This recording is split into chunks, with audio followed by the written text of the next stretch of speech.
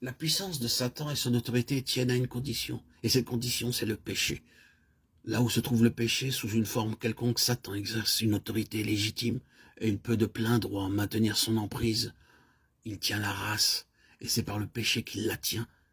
Le péché est la seule explication de cette étreinte diabolique qui se perpétue sur l'ancienne création. On peut dire que c'est la chaîne par laquelle la race tout entière est sous la puissance de Satan. C'est donc le péché qui constitue pour lui son terrain légal. Toutes les prérogatives dont il jouit de plein droit ont pour principe l'état dans lequel l'homme est tombé par son péché. Péché contre Dieu, obéissance à Satan.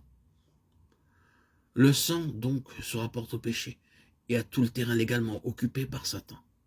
Condamnation et mort. Tels sont peut-être les mots qui qualifient le mieux cet état de fait. C'est par ces deux mots que l'apôtre, dans les 3 premiers chapitres romains, récapitule sa magnifique argumentation. Après avoir passé tous les siècles en revue, parcouru tous les domaines de l'existence humaine, après avoir tout examiné, tout passé au crible des exigences de Dieu, il finit par tout enfermer sous le péché. Il n'y a pas de juste, non, pas même un seul. Et par l'esprit, il prononce le verdict. Tous sont sous la condamnation et par conséquent, tous sont sous la mort. Ce sont ces deux mots qui représentent le terrain légal qui permet à Satan de tenir la race dans la servitude. Si quelqu'un n'est pas sauvé, la première chose qu'il lui faut, c'est le sang de Jésus. Il n'y a pas d'autre recours possible pour lui. Sans effusion de sang, il n'y a pas de pardon. Le pécheur inconverti, consciemment ou non, est véritablement un esclave du diable, un prisonnier de Satan. Peut-être ne le sait-il pas, mais cela ne change rien à l'état de fait.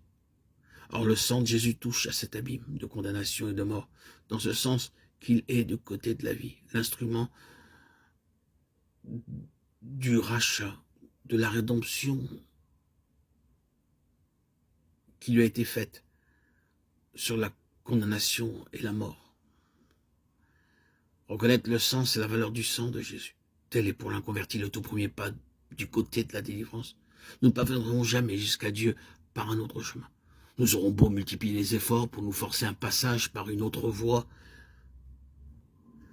en adoptant des habitudes chrétiennes, en poursuivant un idéal chrétien, nous n'arriverons nulle part. Nous pourrons nous mêler à des chrétiens, passer pour chrétiens au milieu d'eux, être chrétiens aux yeux du monde. Il n'en restera pas moins que ce fait est inébranlablement établi, sans qu'il y ait aucune possibilité de doute à cet égard. Aux yeux de Dieu, personne ne peut sortir du royaume de Satan pour entrer dans le royaume du Fils de son amour, sinon par le chemin du sang que Jésus-Christ a versé.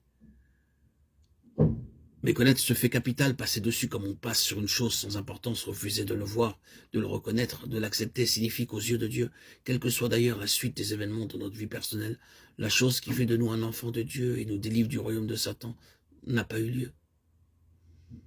Il est essentiel, bien-aimés en Christ, frères et sœurs, chers amis, excusez-moi si je mets tant d'insistance dans cette affaire, il est essentiel et indispensable que nous ne nous abusions pas sur ce point, que notre position vis-à-vis de Dieu soit juste, que nous ne présumions pas de nos relations avec lui, que nous ne tenions pas pour acquis quelque chose que Dieu tient pour nul et non avenu, mais qu'au contraire notre position spirituelle soit fondée sur le roc, sur la base posée par Dieu. Car c'est à cette condition seulement que nous sommes acceptés dans le bien-aimé, dans le Seigneur Jésus, et que nous pouvons véritablement entrer en communion avec Dieu.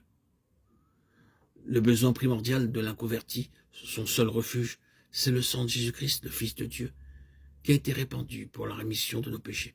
C'est par lui que notre rédemption a été accomplie, et c'est par lui qu'elle nous demeure assurée. Oui, Jésus, ton sang précieux a lavé mon iniquité.